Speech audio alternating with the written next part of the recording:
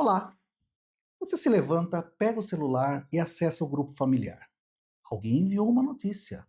Pode se tratar de economia, pode se tratar de segurança pública, pode estar relacionado à religião, educação, impostos, mídias sociais, comportamento ou qualquer outro assunto que esteja em evidência no país. Em menos de 5 minutos, algo curioso ocorre.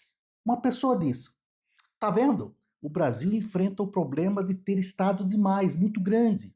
E a outra responde: não, a questão que se coloca é a desigualdade. E aí uma terceira pessoa intervém e comenta: isso aí é manipulação da mídia. E uma quarta pessoa finaliza o diálogo com uma declaração que soa como conclusiva. Vocês estão cegos, não estão percebendo o que é evidente? Mas aguarde um momento. A informação é a mesma. A frase exibida na tela permanece a mesma. É o mesmo vídeo. Como é que pessoas honestas, inteligentes, cultas e em algumas situações bem informadas conseguem perceber realidades tão distintas a partir do mesmo acontecimento? A maneira mais simples de responder seria afirmar que algumas são ignorantes, outras agem de má fé e há aquelas que foram manipuladas. Contudo, isso esclarece muito pouco, pois na maior parte do tempo o que realmente importa não é apenas a falta de informação, é a maneira como a informação nos é apresentada, filtrada por valores, costumes, temores, interesses, emoções e perspectivas de vida. Isto é o que, em certa medida, se denomina ideologia.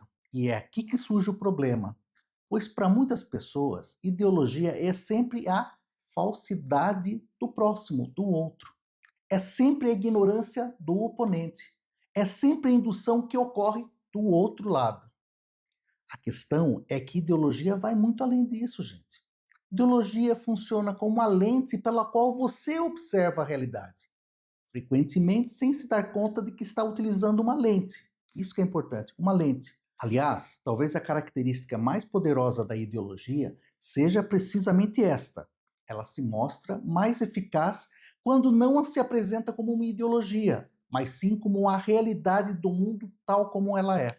E a questão que se coloca aqui, hoje, é a seguinte: você raciocina por conta própria ou com os óculos que você aprendeu a chamar de realidade? Preste atenção no que eu estou falando. O significado da palavra ideologia evoluiu bastante ao longo do tempo. Atualmente, ela geralmente surge como um xingamento. Perceberam? Quando alguém tenta desmerecer um ponto de vista, afirma isso é ideológico, insinuando que a outra pessoa está afetada por uma distorção, enquanto apenas ela enxerga a realidade de forma neutra. Entretanto, a filosofia e a teoria social demonstram que a questão é significativamente mais profunda. Vamos iniciar então com Karl Marx. Mas calma, gente. Karl Marx não é sinônimo de comunismo. Vamos só prestar atenção no que ele fala, tudo bem? Então, sem ideologia, vamos tentar prestar atenção. Isso é muito importante nesse momento. Bom, o que Marx dizia? Ele dizia que as ideias que prevalecem em um determinado período são, geralmente, aquelas que pertencem à classe que detém o poder. Isso não quer dizer apenas que os poderosos estão constantemente mentindo de forma consciente. Isso implica algo muito mais elaborado, que é uma estrutura da sociedade em si que gera formas de pensamento que fazem com que determinadas relações históricas sejam vistas como naturais, imutáveis e inevitáveis. Mas o que isso significa? Que Marx está deixando claro que ideologia é poder. Ou seja, normalmente ideologia simplesmente replica o discurso dominante das classes dominantes. E isso não quer dizer nada demais. Ele falou o que a gente vê no dia a dia. E aí eu quero que vocês considerem aí um exemplo básico. Por exemplo, uma sociedade extremamente desigual como a brasileira pode ensinar desde cedo que rico é unicamente fruto do mérito individual, assim como ser pobre é exclusivamente consequência de falta de empenho, escolha equivocada ou falta de capacidade. Certamente há mérito envolvido, há esforço, né? A opção está disponível. Contudo, quando uma sociedade como um todo ignora na discussão a herança, as classes sociais, o acesso desigual à educação, a cor da pele, a origem dos bairros e o capital cultural familiar, não se trata apenas de expressar uma opinião. Inclusive, eu tenho um vídeo especificamente sobre meritocracia, tá? Eu não vou dizer aqui para vocês que as pessoas não têm méritos pelos seus feitos, né? É mais fácil eu dar um exemplo meu. Eu saí de uma família pobre, em que meus pais me deram muita força para estudar, mas eu cresci, né? E estudei bastante, etc. Mas isso tem muito a ver com algumas coisas que foram acontecendo durante a minha vida.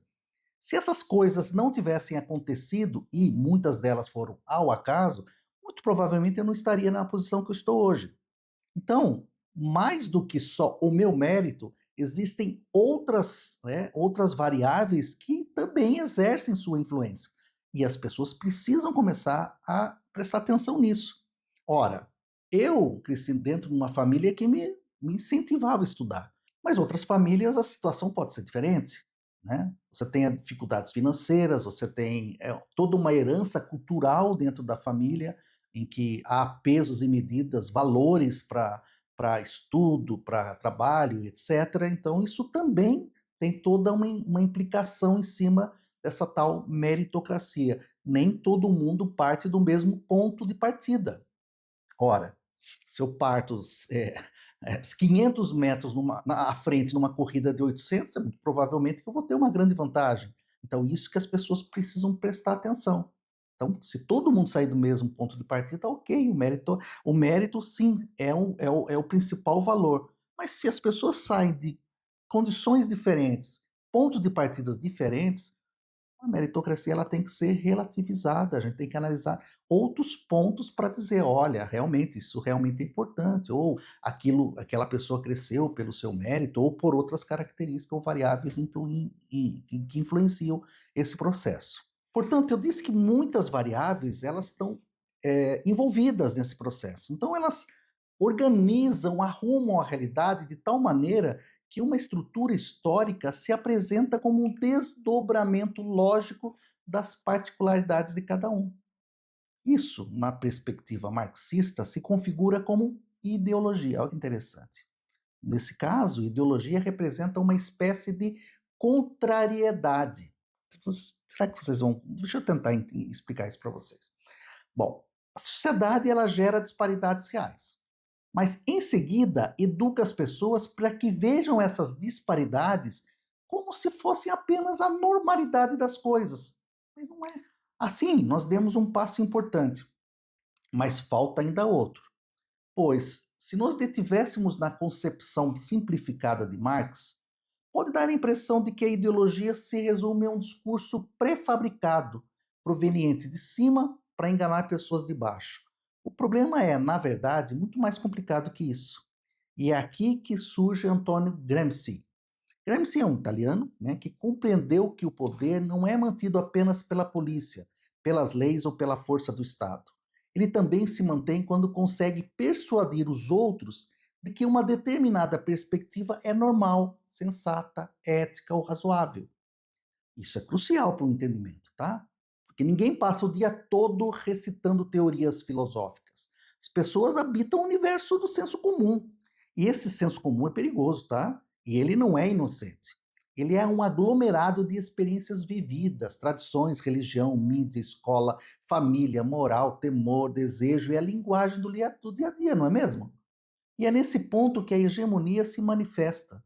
Não no sentido de forçar alguém a dizer um slogan, mas no aspecto em que você começa a considerar como natural algo que foi construído ao longo do tempo.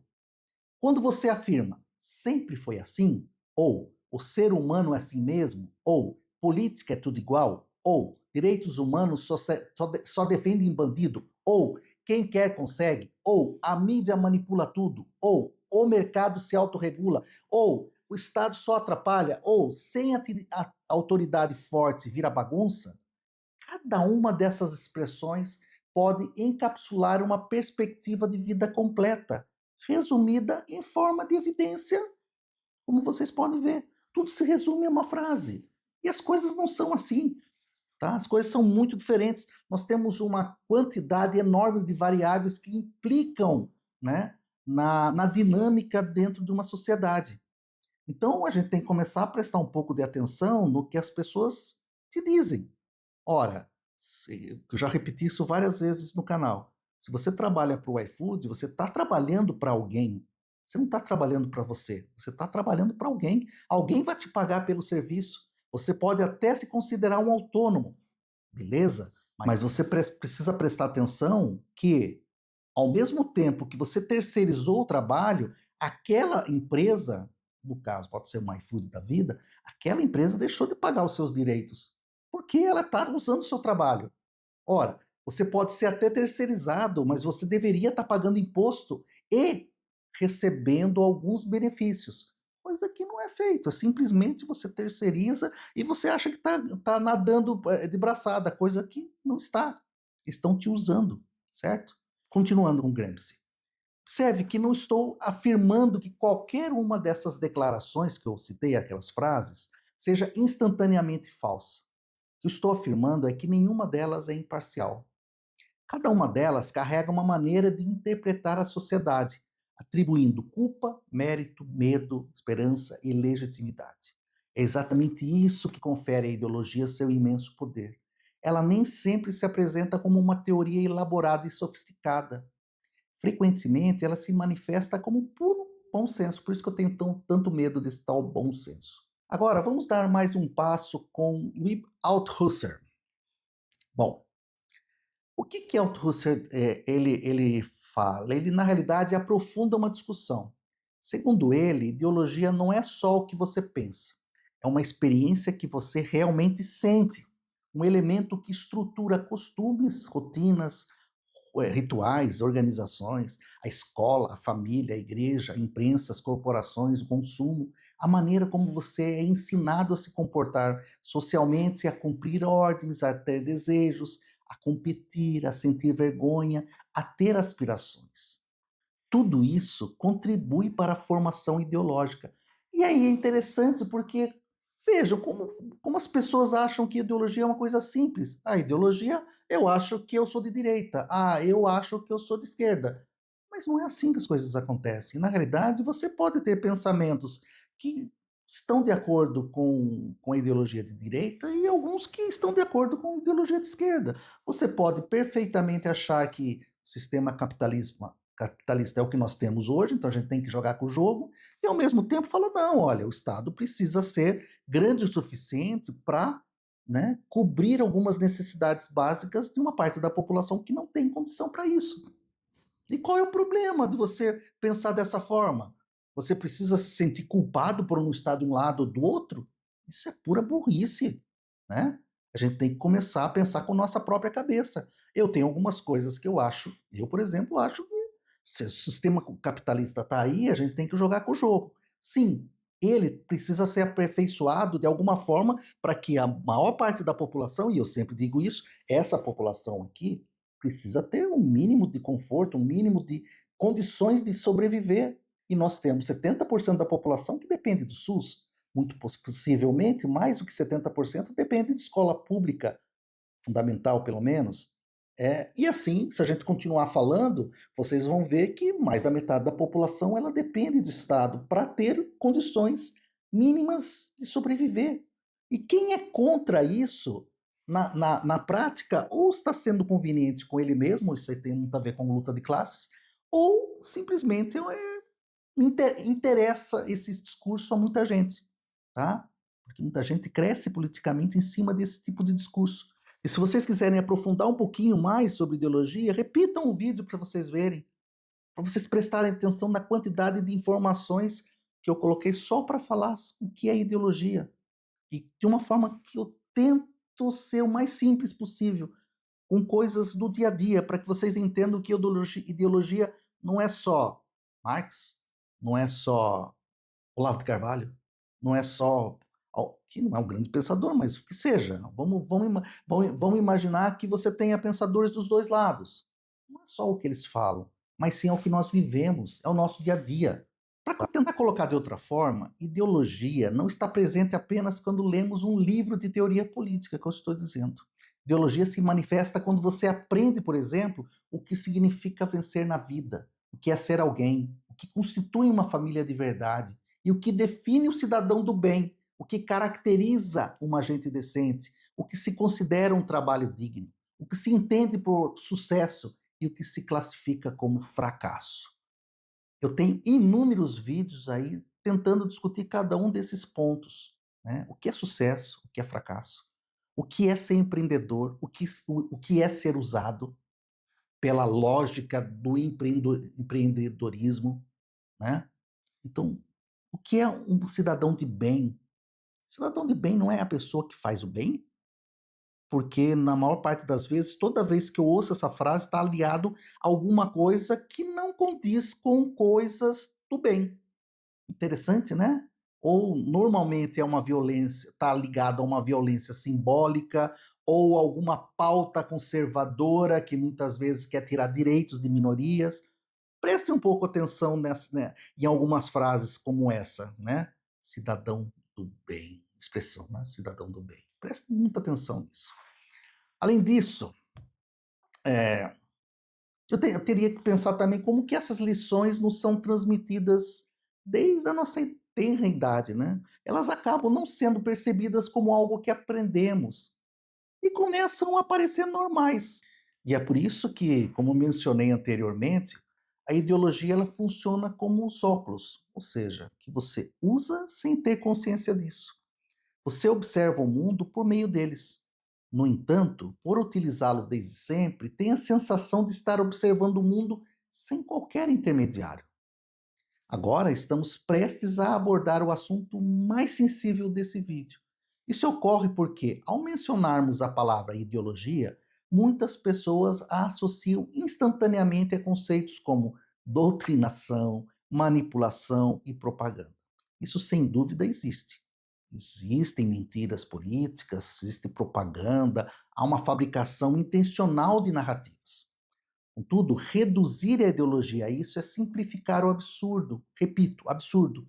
Sem uma camada de profundidade, a conversa política se transforma em uma briga de esquina, em que todos, basicamente, né, estão errados. Porque se uma ideologia fosse apenas uma mentira deliberada, seria suficiente apresentar os fatos corretos e tudo estaria resolvido, não é mesmo? Porém, não está. Pessoas ainda brigam acaloradamente, apesar de estar diante exatamente dos mesmos fatos. E por que motivo? Porque a disputa vai além dos dados. Está em todos os enquadramentos da sociedade. Cabe a cada um de nós definir o que é importante. É aquilo que cada pessoa aprendeu a temer, a valorizar, a dar preferência, é considerar como uma evidência. Aqui surge então uma diferenciação significativa. Há uma perspectiva mais simplista que define ideologia como mera distorção da realidade, e há uma perspectiva mais profunda que sugere que a ideologia é o próprio contexto que nos permite compreender a realidade social. A primeira definição nos traz um certo alívio, pois nos dá a oportunidade de afirmar: ora, os ideológicos são aqueles que estão do outro lado, são os outros. Só que a segunda é desconfortável, pois nos leva a reconhecer: ora, eu também vejo o mundo através dos meus filtros. Eu também me encontro no mesmo lugar. Também recebi formas de ver, sentir e avaliar. Isso quer dizer que não há verdade alguma? Não é isso que eu quero dizer, não. E também não quero dizer que tudo é relativo. Não é isso que eu estou dizendo. Isso apenas indica que o acesso à verdade social nunca é descomplicado, claro e sem segundas intenções, que eu repito o tempo todo. Ele está constantemente atravessando conflitos linguísticos, vivências históricas, posições sociais e horizontes morais. E é nesse ponto que a questão da ideologia se relaciona de maneira direta com a política contemporânea. Vivemos uma época em que todos apontam os outros por viverem em bolhas, mas raramente alguém admite a sua própria bolha. Estamos vivendo em um período em que a polarização é descrita como uma falha moral de cada indivíduo, quando na realidade muitas vezes é alimentada por ecossistemas de mídias e plataformas digitais que recompensam a indignação, a simplificação e a convicção absoluta. Seu próprio material de base indica que a arquitetura das plataformas favorece a discórdia, o pânico moral e a formação de bolhas que impedem qualquer diálogo razoável, que, por sua vez, intensifica a esterilização do debate programático e o fechamento ideológico. Muito bem, e aí, aproveitando esse gancho, o livro O Algoritmo do Ressentimento, em boa parte dele eu falo exatamente sobre esses conceitos. Ideologia, nesse sentido, não se resume ao discurso de um partido. É igualmente o clima emocional e tecnológico no seio do qual você aprende a achar que certas posições, ora, são impensáveis, absurdas ou demoníacas, antes mesmo de as ouvir de fato. Além disso, eu incluiria uma autora que é bastante útil para refletir sobre esse assunto, Nancy Fraser. Fraser ela indica que diversos conflitos atuais não se resumem a questões econômicas ou culturais. Eles combinam a alocação de recursos, o reconhecimento de identidades e as contendas sobre quem possui a legitimidade para falar em nome da justiça. Isso é relevante pois evita duas simplificações. A primeira, crer que toda ideologia não passa de uma fachada. Fachada para quê? Para interesses financeiros, tá? E a segunda, crer que toda política se resume a uma luta simbólica ou uma guerra cultural. Não é um e não é o outro. Na realidade, os dois aspectos se entrelaçam. As pessoas não discutem apenas por questões financeiras, mas também por motivos relacionados à honra, visibilidade, identidade, pertencimento, respeito, ressentimento e também à memória. As ideologias são responsáveis por estruturar todo esse emaranhado. Elas determinam quem deve receber empatia, quem merece ser visto com desconfiança, quem se apresenta como vítima, quem é visto como uma ameaça, quem simboliza a ordem e quem representa o caos. Portanto, a ideologia não é uma entidade abstrata, flutuando sobre a sociedade. Né? Não é nada disso. Ela contribui para a atribuição de posições dentro da sociedade de forma ética. Ela decide quem é aceitável e quem representa uma ameaça. Aparentemente, quem é dedicado e quem é preguiçoso. Quem aparenta ser cidadão e quem aparenta ser inimigo. Isso, é claro, traz enormes repercussões políticas. Portanto, regressemos ao grupo familiar. A mesma informação, o vídeo é o mesmo, a mesma circunstância. No entanto, há interpretações completamente diferentes. Isso não ocorre apenas devido à mentira de algumas pessoas.